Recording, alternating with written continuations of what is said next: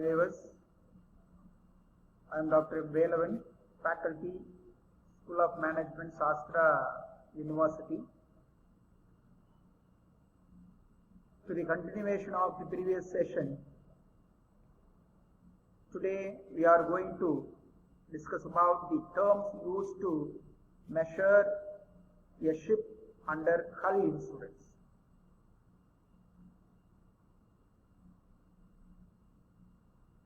Point A. GRT, gross register tonnage, is calculated by dividing the value or volume in cubic feet of the hull. This is calculated by dividing the volume in cubic feet of the hull. Below, tonnage deck plus all spaces above the deck with permanent means of closing by 100 cubic feet. Gross register tonnage, a ship's total internal volume expressed in registered tons, each of which is equal to 100 cubic feet. Gross registered tonnage uses the total permanently enclosed capacity of the vessel as its basis for volume. Gross registered tonnage is not a measure of the ship's weight or displacement and should not be confused with terms such as deadweight, tonnage or displacement. Then point B, NRT, net register tonnage. This is the space that is meant only for the carriage of goods. This is the space that meant only for the carriage of goods. It is therefore the gross tonnage excluding space occupied by machinery, ballast space, then accommodation of crew, etc. The net register tonnage subtracts the volume of space not available for carrying cargo, such as engine rooms, fuel tanks and crew quarters, from gross registered tonnage. Then C, DWT, deadweight tonnage, is the amount of cargo in tons required to load a ship to her maximum. Is the amount of cargo in tons required to load a ship load a ship in her maximum. So these are the terms used to measure the value of ship under hull insurance. Okay. Now we are going to discuss about the types of vessels. What are all the various types of vessels are available under marine insurance contract? Number one, ocean going or general cargo vessels. Ocean going or general cargo vessels. These vessels are in the 5,000 to 15,000 GRT.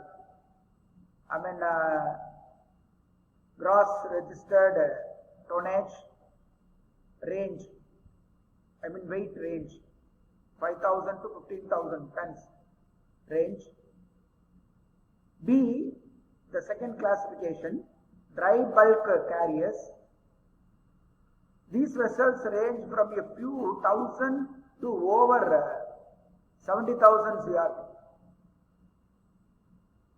It is more than that of the general cargo vessels, because this type of carriers have or has 70,000 GRT, mostly employed in carrying coal, bauxite, iron, other ores, food grains, then phosphates, phosphates, etc. This is another type of vessels. The last one is tankers or liquid bulk carriers. Tankers or liquid bulk carriers. They are used to transport liquid shipments. They are used to transport liquid shipments. These are also super tankers for carrying huge consignments, large number of items and bulk items consigned to be consigned in this type of tankers or liquid bulk carriers. So, I hope all of you have understand properly about the types of vessels. Once again, I will repeat. One is ocean going or general cargo vessels. The weight of these vessels is between 5,000 to 15,000 GRD. The second one is, the bulk one is dry bulk carriers. The weight is in range from 1,000 to 70,000 GRD. Probably it is high weight vessel. Third one is tankers or liquid bulk carriers. These are used to transport liquid shipments. They are also super tankers for carrying huge consignment. Okay. Now,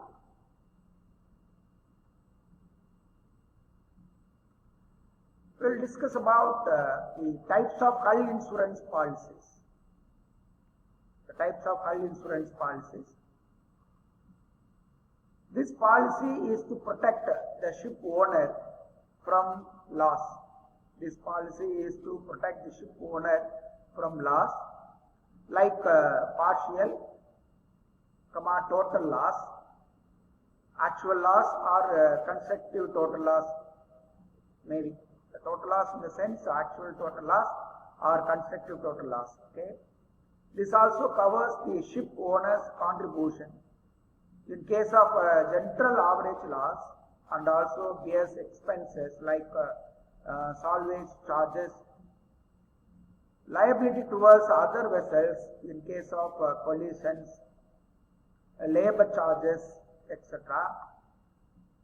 It provides to cover to the hull, equipment, engines, boiler and other machinery, stores, etc. But this policy does not provide cover to the consignment weighing shipment. This policy does not provide cover to the consignment weighing shipment. This is number one. I mean hull and machinery insurance. Okay. Now we'll move on to the next one. Disbursement and increased value merit. Disbursement and increased value merit. This policy provides insurance for all those items not included in the hull insurance estimation. So the disbursement and increased value insurance provides insurance for all those items not included in the hull insurance estimation. This insured value can amount to 25% of the hull insurance value. So 25% of the hull insurance value. This is meant to cover the charges borne by the ship owner while preparing the ship and stocking the ship before embarking on the main adventure. So this is meant to cover the charges borne by the ship owner while preparing the ship and stocking the ship before embarking on the marine adventure. But this amount can be insured only if freight insurance is not already taken. This amount can be insured only if freight insurance is not already taken. This policy also provides protection to the ship owner from loss, which may be partial or total. This also covers the ship owner's contribution in case of a general average loss, and also various expenses like salvage charges, liability towards the other vessels in case of collision, and labor charges, etc. Third one is premium of insurance. Premium of insurance. Okay. This is also called the premium reducing policy. The premium of insurance is also called premium reducing policy. The amount is insurance cover provided for a marine adventure is very high. The amount of insurance cover provided for a marine adventure is very high. Therefore, the premium is also a considerable amount. So, it is safe to insure the problem on these covers, including the premium of the premium reducing policy. Okay. This is applicable only to a total loss situation, whereby the amount of indemnity depreciates by 1/12 every month. 1/12 or 1/12 every month. Okay. So this is premium of insurance. So once again I will repeat, the premium of insurance is also called the premium reducing policy. The amount of insurance cover provided for a marine adventure is very high. Very high. Therefore, the premium is also a considerable amount. So, it is safe to insure the premium on those covers, including the premium of the premium reducing or reduction policy. This is applicable only to a total loss situation, whereby the amount of indemnity depreciates by 1/12 every month. The second one is the return of premium. The returns of premium. This policy is also applicable for a total loss situation, like premium of insurance.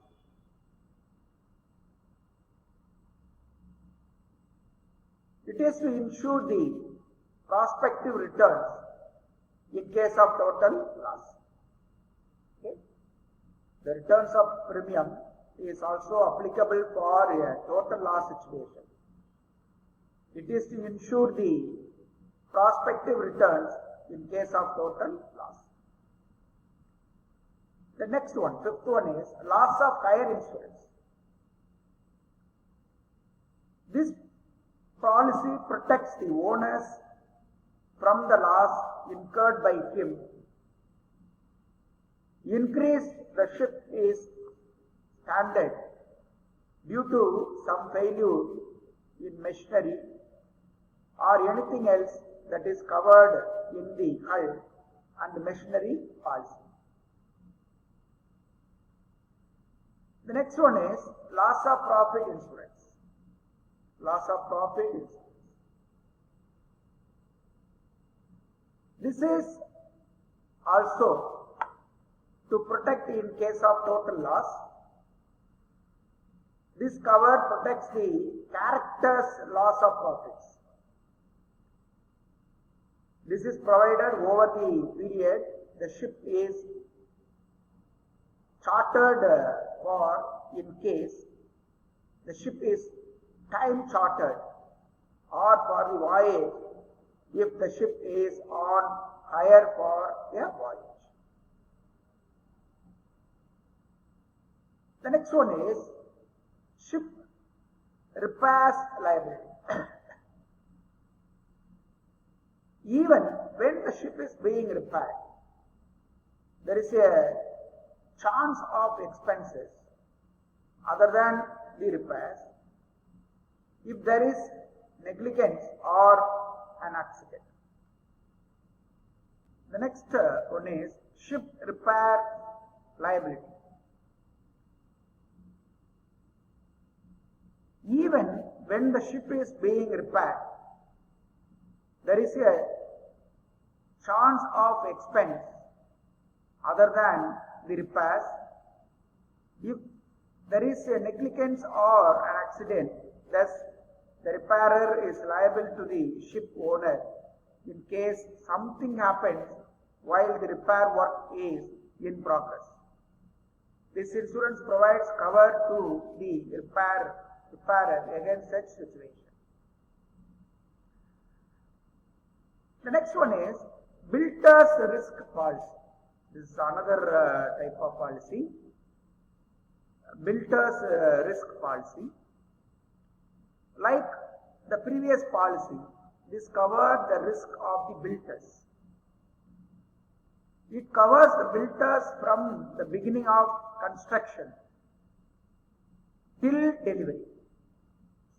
From construction to delivery. It also includes all the tests and trials conducted before the delivery of the vessel to the concerned buyers. It also includes all the tests and trials conducted before the delivery of the vessel to the concerned buyers. The next policy is chartered liability policy. Charters or charterers liability policy. When a vessel is chartered, if some damage is caused to the ship due to the fault of the charterer, then the charterer is held responsible. This policy provides cover against such a loss. The next one is war risk. War risk.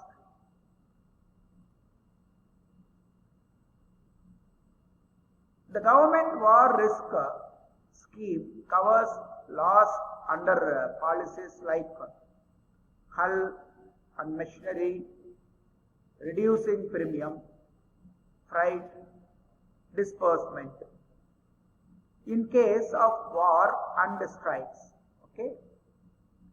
So the government war risk scheme covers loss under policies like hull and machinery, reducing premium, freight, disbursement in case of war and strikes. But this policy does not provide cover against policies like loss of hire, etc. So these are all the different types of hull insurance policies. Okay? So you have to be study well and recollect all those things carefully. The next types of insurance is cargo insurance. So cargo insurance is codified under the Institute of Cargo class A, B and C. So this insurance is codified under the Institute of Cargo classes A, B and C. Under each of the three classes, the provisions are categorized as follows. The provisions are categorized as follows. Number one, risk covered. So under this policy, the risk covered, the three institute cargo class ICC are different. So the risk covered is under the three institute cargo class ICC are different. I mean class A, B, C.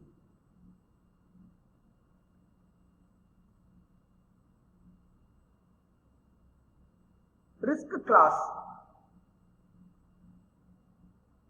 This class is lists the different types of risk covered by ICC, ABC. The risk class are in 3. So this class lists the different types of risk covered by ICC. Institute Cargo classes A, B and C. First, we will discuss about the ICCA. This class provides cover for all perils which are capable of causing loss or damage to the insured subject and excludes perils that are not specified in the policy. It covers the general average charges and salvage charges caused as a result of perils included in the policy only. It also provides cover to the assured in case of a collision where both the ships are to be blamed. So in class A provides cover for all perils, all losses, perils which are capable of causing loss or damage to the insured subject and exclude perils that are not specified in the policy. It covers the general average charges and salvage charges caused as a result of perils included in the policy only. It also provides cover to the assured in case of collision where both the ships are to be blamed. As per class B and C,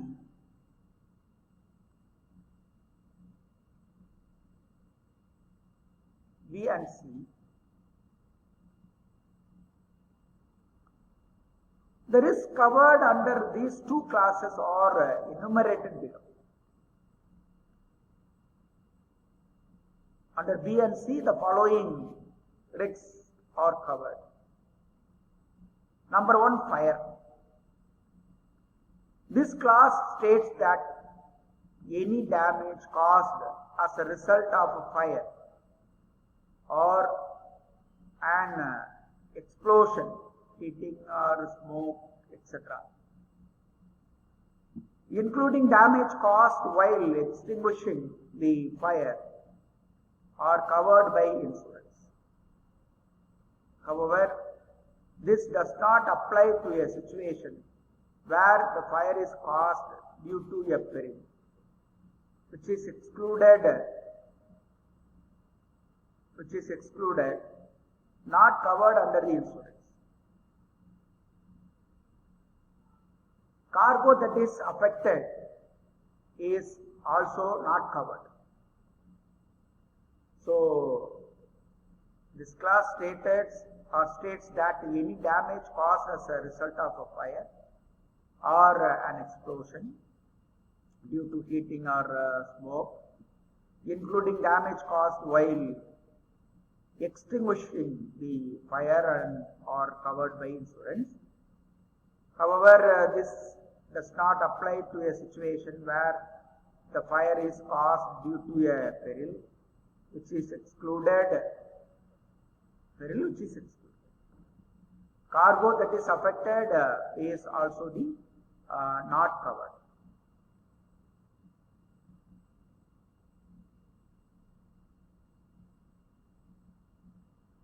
The next point covers a ship that is sunk or stranded or capsized. Loss caused due to land conveyance also. The next one is collision with another vessel or with any other object from land or air. This does not cover loss caused due to movement of goods. Okay. In the ship, movement of the goods in the ship due to turbulent weather. Okay. Likewise, it does not cover damage caused to goods due to jolting while being transported by rail or road. Jolting. So next one is disposal of cargo at a port of distress.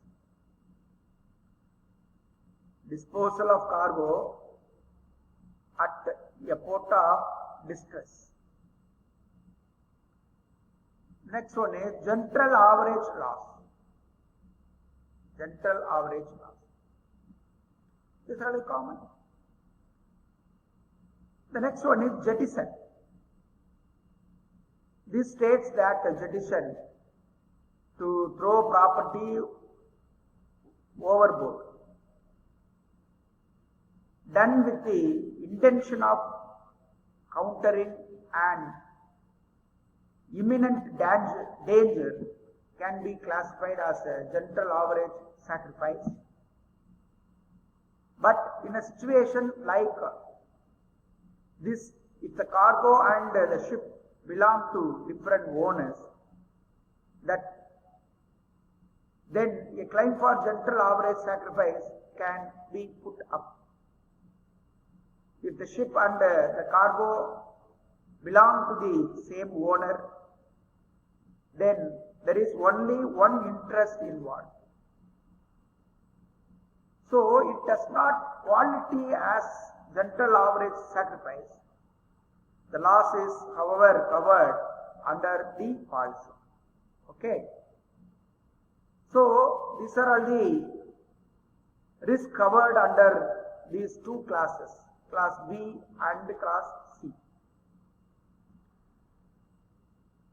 The loss and damage caused due to the above mentioned is provided, cover under both class B and class C. But apart from the listed risk, class B provides cover against some other risk like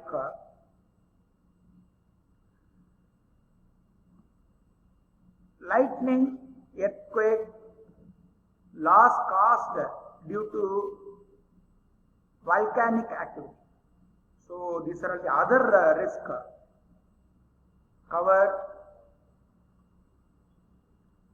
as per the ICC class B and class C. Lightning at the time of raining and clouds situation. Earthquake, loss caused due to volcanic activity.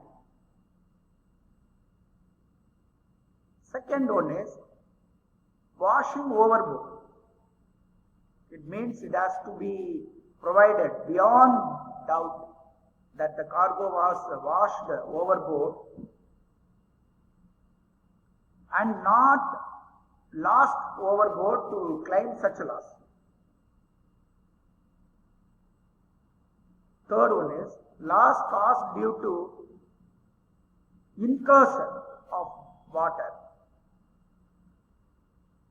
sea or river or lake, whatever it may be, into the vessel that may damage engine, cargo and storage, etc. The last risk under class B and C, it also covers the loss incurred when a package is lost or is damaged in the loading and unloading process. This is also called sling loss. This is also called sling loss.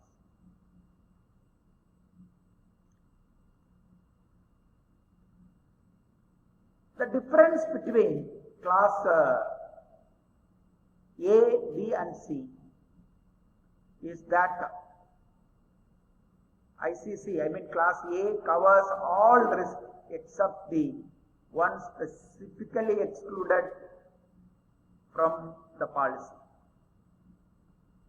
For cover under class A, the assured has to show the loss of cargo was during the period for which the insurance cover was provided.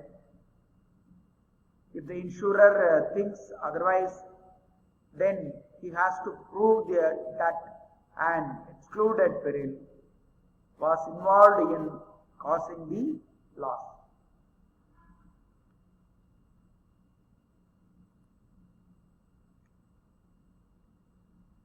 On the other hand, class B and C cover only specific risk. For cover under ICC, class B and C, the assured has to prove that the loss was caused within the time frame of the policy and that the loss was caused by a listed peril. Unless the insurer are able to prove otherwise, the assured is entitled cover. The risk classes listed in the 3 sets of the Institute of Cargo class are different, and also there are some differences in the general exclusion classes. Other than this, all the other classes are the same. The next one is general average class, that is class 2. So previously we discussed about class A, B and C. Now we are going to discuss about class 2. So in class 2, the following points to be considered. This, number 1, this says that the general average and salvage charges are covered by insurance only if the loss is caused due to perils that are included in the policy. The first point is, this says that the general average and salvage charges are covered by insurance only if the loss is caused due to perils that are included in the policy. The second one is, the assured has to make a contribution towards a common fund. The assured has to make a contribution towards a common fund.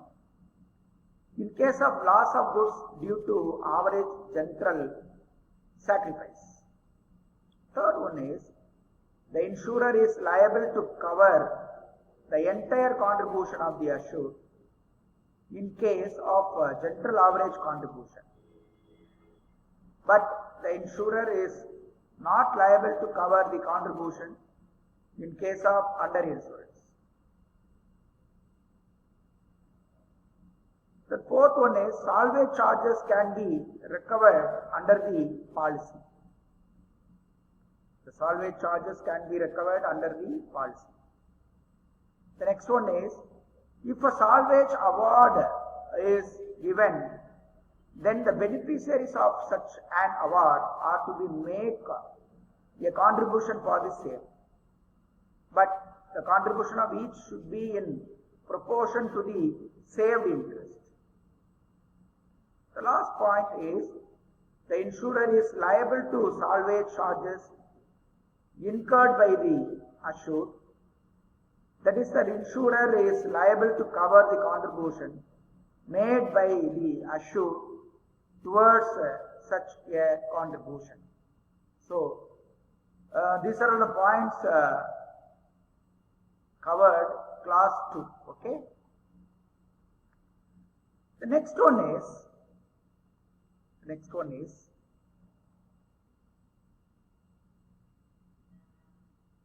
both blame collision, class 3, both fire or class A, B and C. This states that the insurer is liable to cover loss incurred by the assured in case of a collision, as under the contract of affrighment. What is the contract of affrighment? Usually this happens. The next one, D, exclusion.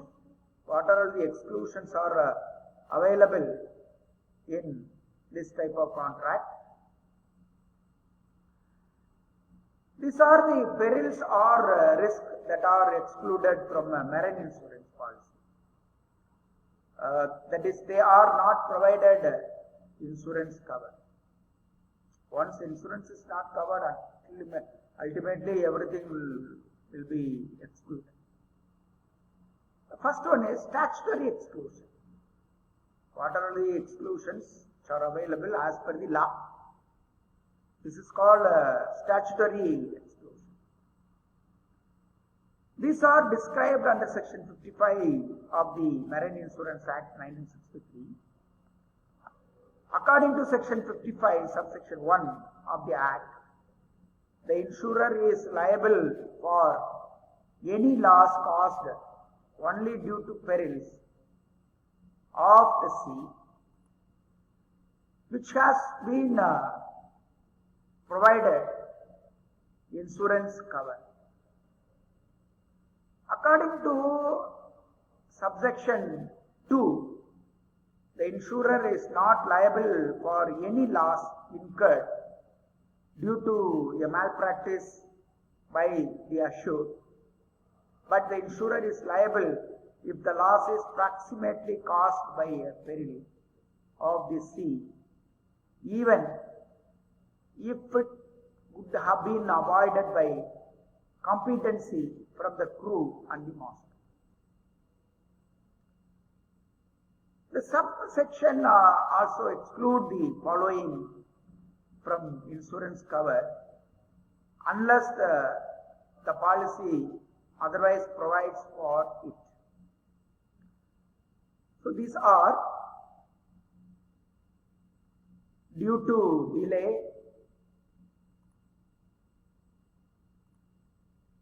wherein here leakage,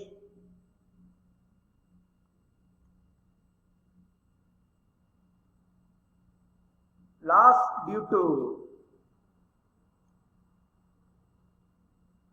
rats and vermin, loss due to inherent voice of the insured subject matter, the damage to machinery not caused due to perils of the sea. So these are all the other,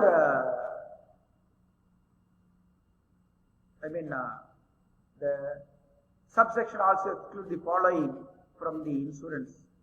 Other exclusions: loss due to delay, wear and tear, leakage, due to rats and vermin, loss due to inherent voice of the insurer,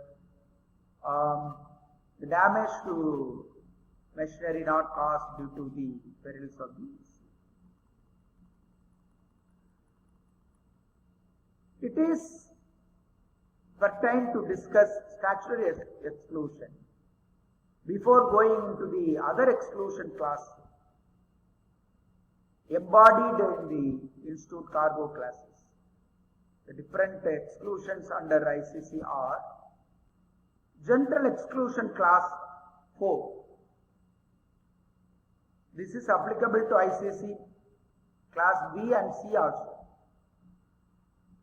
This class enumerates the different types of loss, or damage or expenses that are excluded from a policy.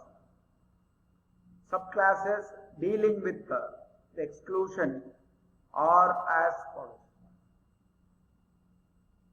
Number 1, loss attributable to willful misconduct of the assured. Loss attributable to willful misconduct of the assured. Number 2, ordinary leakage, breakage, wear and tear. Number 3, loss due to improper or insufficient packing of the insured cargo. Loss due to improper or insufficient packing of the insured cargo. Fourth one, Loss due to inherent voice of the subject matter. Loss due to inherent voice of the subject matter. If goods are stored close to goods that possess an inherent voice that causes loss, then it is covered by insurance. Fifth one, loss caused due to delay, even if the delay is caused due to an insured peril of the sea. This, however, does not apply to general average and salvage charges. The sixth one is loss due to financial default on behalf of the owner or chartered, etc. Then point number 7 is willful destruction or damage of the insured subject matter by the act of a person or group. This is point number 7. Then point number 8 is the loss due to weapons using unclear fissile material.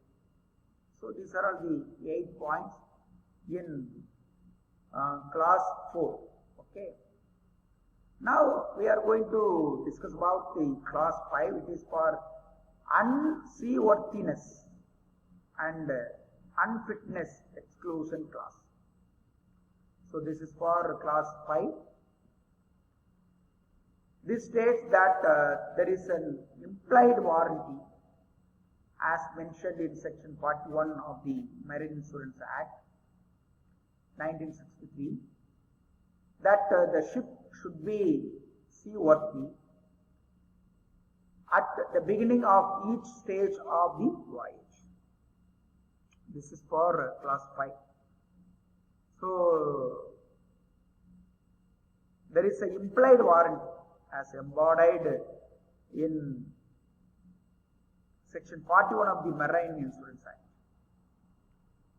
that the ship should be seaworthy at the beginning of each stage of the voyage. Then class 6 is for war extension class. War extension class. It states that insurance will not cover the loss or damage caused as a result of the following. The insurance will not cover. Number 1, war, civic war, rebellion, insurrection, or civil strife arising therefrom, or any hostile act by or against the belligerent power. This is regarding war exclusion clause. Okay. Number 2, capture, seizure, arrest, restrain or detainment and the consequences thereof or any attempt thereat. Third one is derelict mines,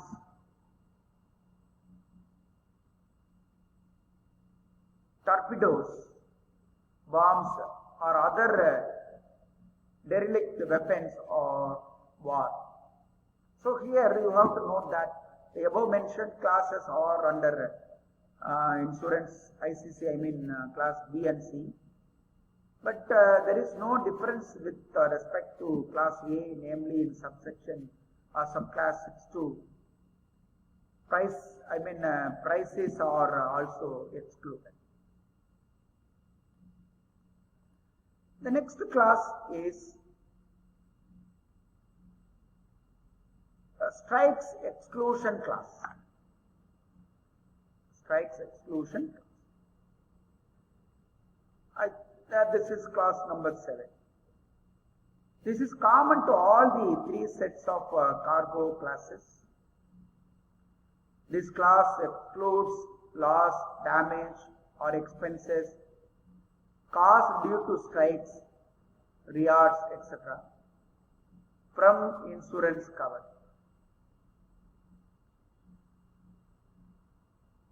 It includes the following. Number 1. It excludes loss caused by strikes, civil commotion, riots, union uprisings, etc. Number 2. It includes loss resulting from strikes, civil commotion, riots, union uprising, etc. Third one is it includes loss caused by terrorist activity or by disturbances backed by political motivation. So these are all the points included in class 7.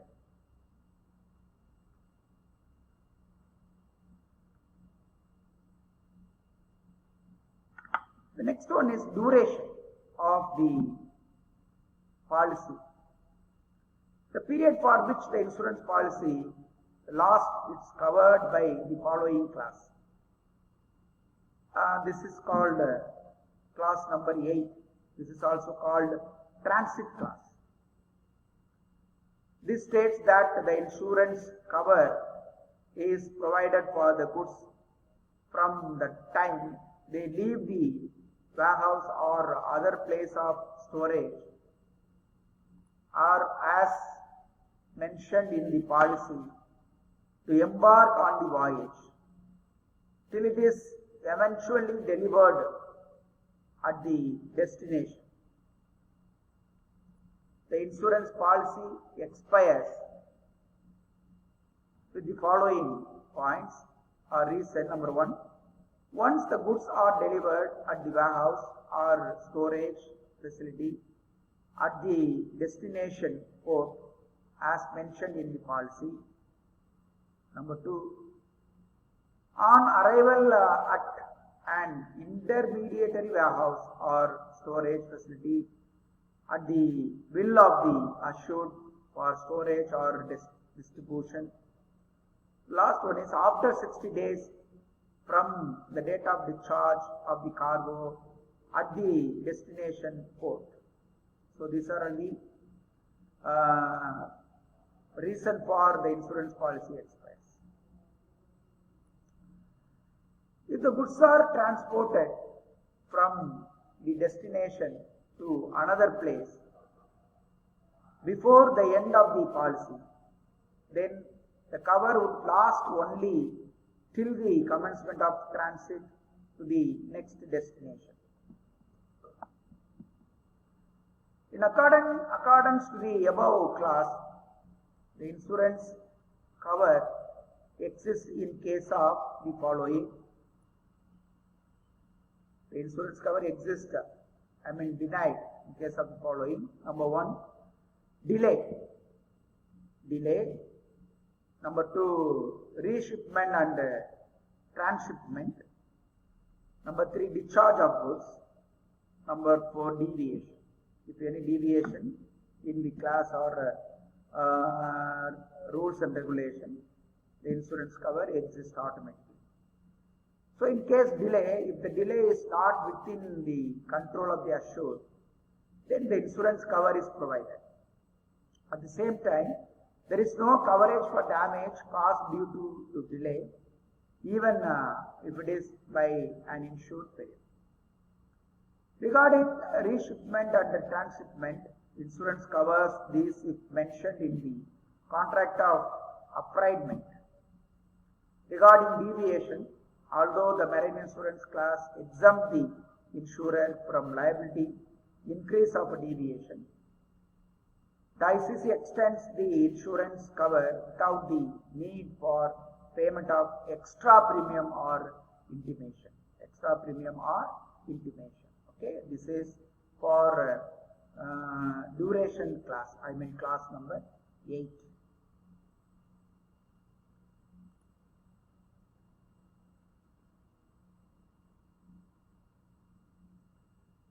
In class 9, in class 9,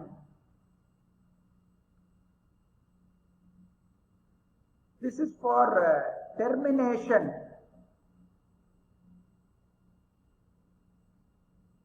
of contract of carriage. Class 9 is for termination of contract of carriage. If due to some unforeseen reason the voyage is terminated, or if the contract of carriage is terminated at some port other than the destination port, then the insurance policy also terminates simultaneously. But if the assured needs cover, then he has to intimate the insurer and ask for continuation. But the intimation has to be on time, and an extra premium has to be paid. Then the insurance cover would continue till the cargo is sold or delivered at any intermediary port, or after 60 days of arrival at any such place or port. The insurer is liable only if the termination is due to an insured peril of the sea. So this is for termination of contract of carriage, class 9. Okay. Now you see class number 10 regarding change of voyage class.